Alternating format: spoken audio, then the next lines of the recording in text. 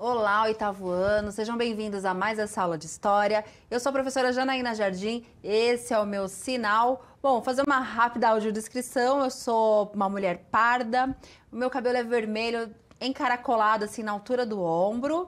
Eu uso óculos, eu uso aparelho e eu estou vestida de roxo e lilás. E tenho aqui um convidado bem especial. Primeiro eu quero apresentar o Sidney, que está aqui conosco. Bom dia, Sid. Tudo bem?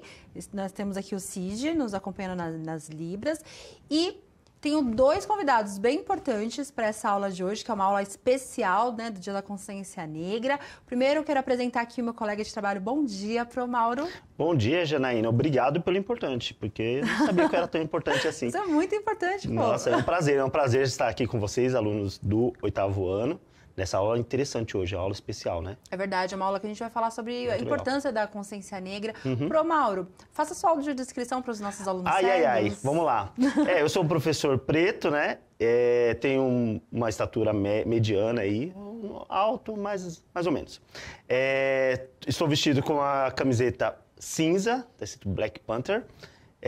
Barbudo, tá? Bastante barba. Cabelo encaracolado também. Crespo, né? É verdade, né? E é isso. Que legal. Pode falar que eu sou meio gordinho também? Pode, né? Pode. É isso. Nós estamos aprendendo. É pra eles imaginarem, né? Isso. Nossa, quando eu ouvir a voz aí, falar assim, agora eu imagino mais ou menos qual que é o cidadão que tá falando comigo. Exatamente. E nós estamos aprendendo, né, pro Mauro? Sim. Ainda é um Essas desafio ideias de pra inclusão, gente. elas são totalmente importantes, a gente precisa se incluir também nisso, né? É verdade. É isso. Estamos aprendendo. E aí, se vocês acharem que precisa melhorar um pouquinho a nossa audiodescrição... Vão dando uns né? toques. Vão dando uns toques. É isso mesmo. Né? E aí, eu tenho mais uma convidada para essa aula muito importante, uma aluna extremamente protagonista, que ela é da escola Pei Carlos Roberto Marques, que é a Larissa. Larissa, pode se apresentar para nós. Bom dia, eu sou a Larissa, da escola Pei Vereador Carlos Roberto Marques, da cidade de Araraquara. Eu tenho cabelo cacheado com umas mechas loiras, estou com o uniforme da escola e uma calça jeans clara. E também eu tô com umas pulseiras no meu braço. Que linda! Então, obrigada. Ó, apresentados aqui os meus convidados. Eu quero dizer também que a aluna Larissa, ela está aqui conosco porque a escola dela, né, a escola Pei Carlos Roberto Marques, eles fizeram um trabalho, fizeram um teatro para discutir essa questão, né, do racismo dentro da sala de aula. Foi muito legal, Mauro. E a gente vai acompanhar hoje. Eles gravaram e a gente vai conseguir ver no finalzinho da aula como que foi. Foi dentro da sala de aula, foi muito bonito.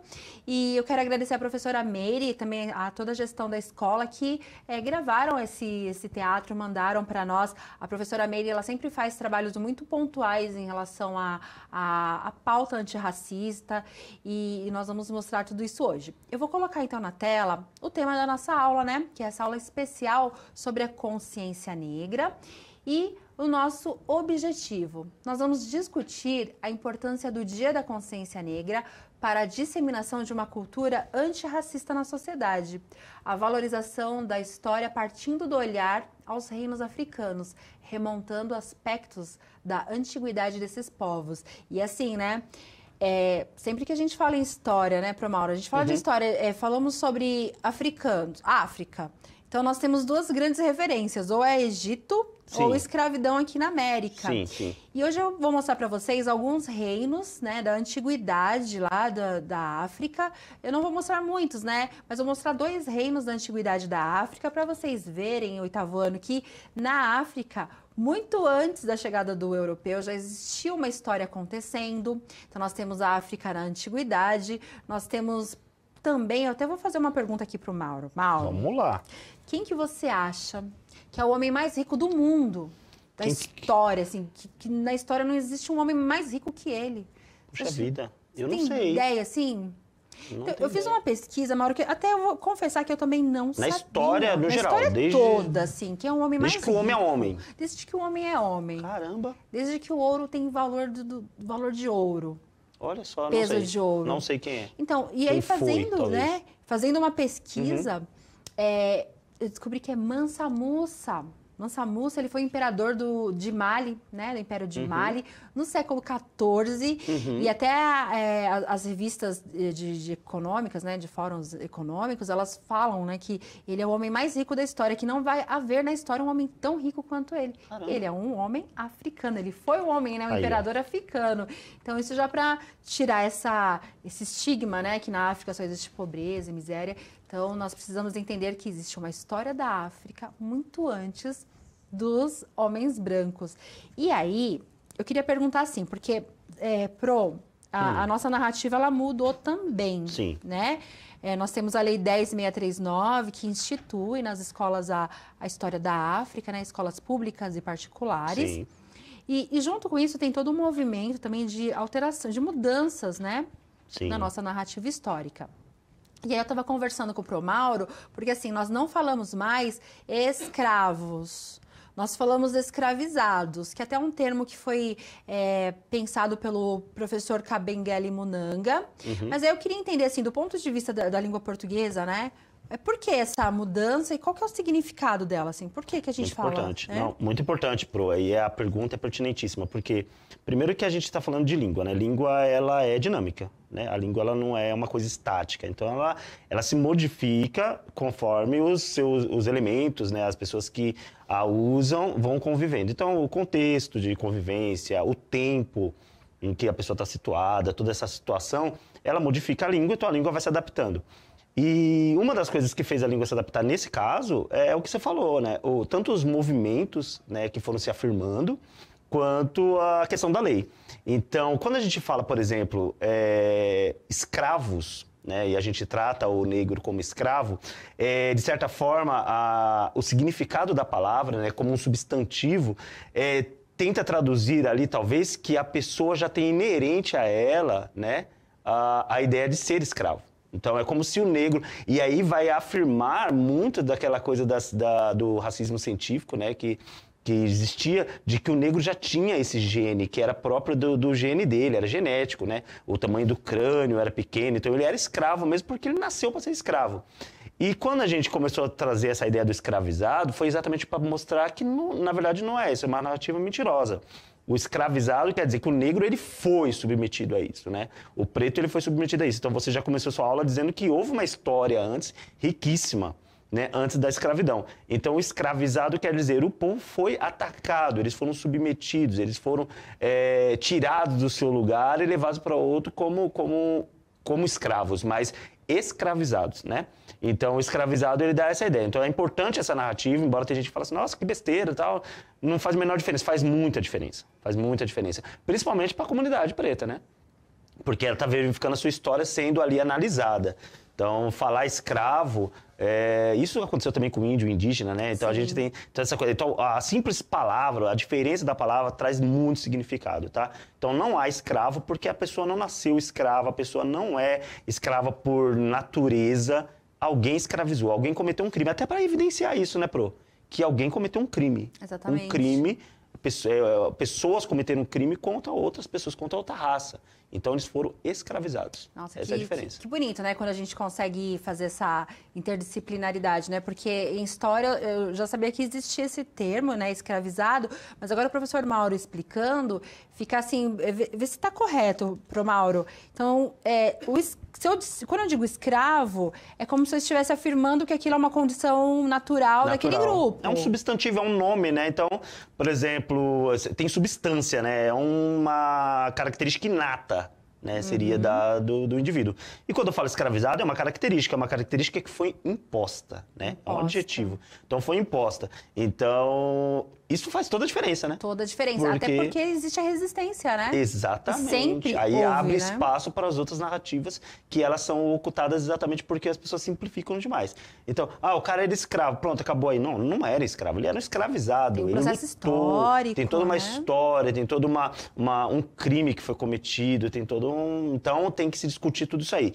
E é difícil discutir todo esse celeuma todo aí, se a gente ficar limitando a coisa a uma narrativa mentirosa e a palavras que suprimem outras condições, né? Que é o caso do escravo e escravizado. E o professor Mauro, ele ele falou aqui, ele trouxe na fala dele a questão do cientificismo, né? Então, o 8º ano já estudou, inclusive, que nós tivemos no século XIX alguns discursos civilizatórios. Aí nós tivemos o darwinismo social, né? Que diz que algumas espécies, né? Eles se apropriam do darwinismo lá da biologia e trazem para a questão social. E dizem que algumas espécies são superiores. Sim. Tem o César e Lombroso também, que ele faz a teoria do assassino nato, né? Do criminoso nato. Sempre trazendo essa coisa como se fosse natural, né? Como se fosse natural. E aí a importância, né, de tirar até da nossa língua essa naturalidade. Porque, sabe, Pro Mauro, eu estava até conversei isso com a Elaine, conversei com a Silene, e a gente estava falando assim, embora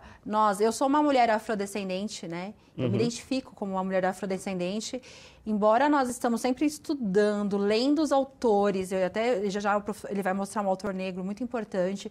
Nós estamos sempre estudando, conversando, mas o Dia da Consciência Negra é tão importante para a gente refletir sobre o seguinte: a gente tem que todo o tempo tomar cuidado, porque até nós podemos cometer falas racistas, exatamente, né? Porque o racismo ele não é uma incumbência só do branco, né? Tem gente que acha que é isso. Não, o racismo só acontece no branco. O racismo é estrutural, né?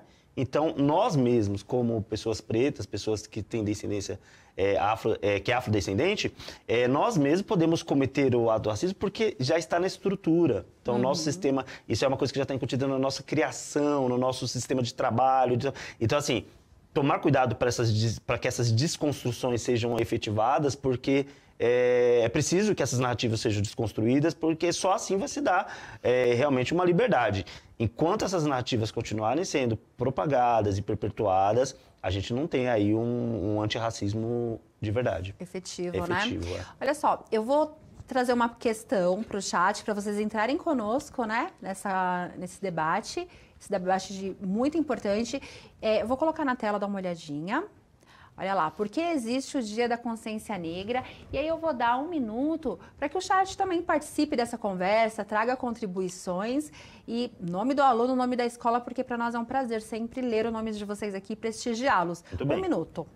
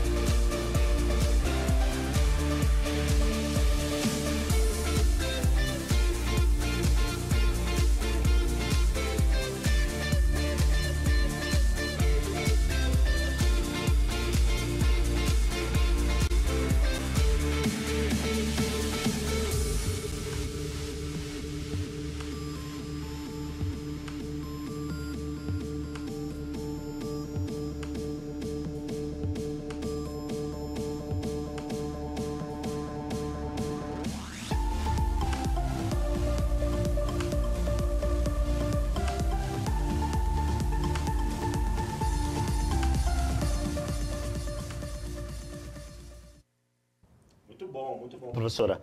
Olha só, vamos ver aqui o que o pessoal está mandando. A Pro Rosângela, o aluno Joaquim, que disse, consegui entrar no chat, que legal, mas mandando a resposta aí. A Pro Rude mandando e falando sobre essa questão que é perfeito, né, falar sobre essa questão do racismo, dos discursos que precisam ser tirados, as palavras mudadas, porque a gente precisa entender como é que funcionou o processo, muito legal. Refletirmos sobre o séculos, né, de escravidão e suas sequelas em sociedade atual. Isso é importantíssimo, tá? Pro Rui que falou. É Rui, né? Rui de... Rui de alguma coisa, né? Rui de Glan. Desculpe, aí se quiser mandar, a gente já completa. Porque essas leituras esses nicknames aqui é complicado, né? Às vezes a gente comete uns equívocos aqui. Eu chamei um aluno de Vitor, uma aluna, né? De Vitor durante muito tempo, e era Vitória. Era Vitória. Né? Olha só, a Rosângela, ela também disse, né? Perfeito, os negros não são descendentes de escravos, e sim de pessoas que foram escravizadas. Que coisa linda, né? Sim. Pro, eu trouxe aqui uma breve contextualização, dá uma olhadinha aí na tela. Podemos dizer que essa data, né, ela celebra a importância da cultura negra no Brasil, é uma data para refletirmos sobre a inserção do negro na sociedade brasileira. A data relembra a morte de Zumbi, líder do Quilombo dos Palmares. E aí eu vou trazer aqui para vocês um breve contexto, né, do porquê essa data. Então, desde 1970, o movimento negro comemora essa data, mas foi oficializada no Brasil em 2011. Luta, né? Qual é o objetivo? Luta por igualdade contra o preconceito e a desumanização do povo negro. Ao fundo, vocês estão vendo aí a sede administrativa do Quilombo dos Palmares, é uma réplica. E aí tem a história de Zumbi. Então, assim, contando assim, brevemente, né? O movimento negro unificado aqui no Brasil é um movimento muito importante, inclusive durante a ditadura, eles já estavam em ação lutando contra a opressão de homens e mulheres negras nas periferias e tudo mais. O movimento negro unificado, eles estavam procurando um símbolo dessa luta, né? Sim. Qual que é o nosso símbolo? Quem é o nosso símbolo de luta? Eles encontraram Zumbi dos Palmares. Dá uma olhadinha na tela a imagem de Zumbi. Eles encontraram em Zumbi dos Palmares, né? Vou pedir para pôr o Zumbi na tela. Muito obrigada. Muito legal. Encontraram o Zumbi dos Palmares como um símbolo de resistência, né? O Quilombo dos Palmares, ele resiste por muito tempo contra as incursões ali dos homens, né? Dos homens que estavam indo lá para pegar de volta os escravizados, sim, né? Os que recapturavam, né? Isso. Então, o Zumbi dos Palmares, ele foi o grande símbolo deste movimento. A data, o Dia da Consciência Negra, marca, então, a morte de Zumbi. A morte de Zumbi dos Palmares, que foi uma grande resistência na luta aí contra a escravidão no Brasil colonial. E eu vou pedir para a aluna falar um pouco, assim, qual é o parecer dela sobre esta data, né? O que a Larissa e os professores na escola conversaram sobre essa data. Eu vou passar a palavra para a Lari. Muito bacana. Então, quando a gente pensa em consciência negra, uma das primeiras coisas que chega em nossas mentes é sobre combater o racismo, só que isso não é uma tarefa fácil, porque várias pessoas elas são julgadas pelo seu tom de pele, ou até mesmo em vários outros casos pela fibra do seu cabelo. Isso é completamente injusto e desnecessário. Consciência negra. A palavra consciência é você pensar no seu pensamento, é você pensar na sua fala, é você pensar na sua ação. Então, a importância da consciência negra é fazer uma reflexão sobre seus pensamentos, ações, falas que são racistas. E o racismo, ele abre várias portas negativas, e uma delas é a depressão. E as pessoas podem até cometer suicídio. Então, é sempre importante a gente relembrar a data 20 de novembro, não somente no mês de novembro, não somente no dia 20 de novembro, como no ano inteiro, porque no ano inteiro acontecem expressões, ações racistas. Então, é isso. Muito obrigada, Lari. Que linda, né? Nossa, maravilhosa. Incrível. Agora, Mauro, você vai ver comigo o teatro que eles fizeram. Então, eu vou deixar com vocês na tela. Dá para colocar? Isso, então nós vamos colocar aí o teatro, que foi feito na Escola Vereador Carlos Humberto Marques, alunos do 8º ano. Aliás, é professor Roberto Marques, né?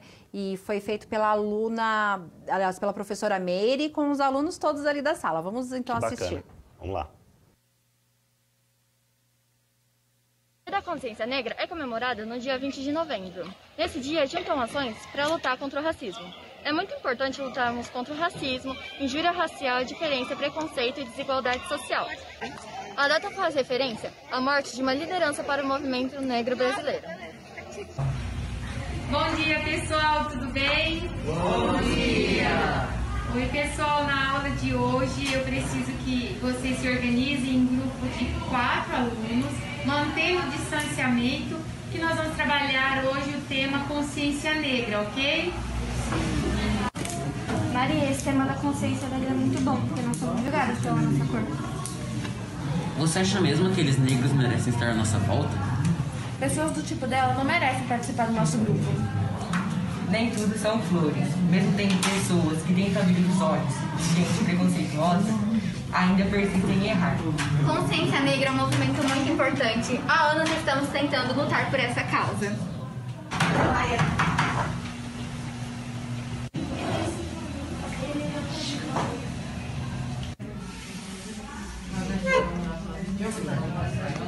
Maria é excluída por ser negra e defender a consciência negra. Ela é criticada por apoiar esse movimento. As pessoas não enxergam a importância. Pessoal, por favor, alguém pode incluir a Maria Eduarda no grupo?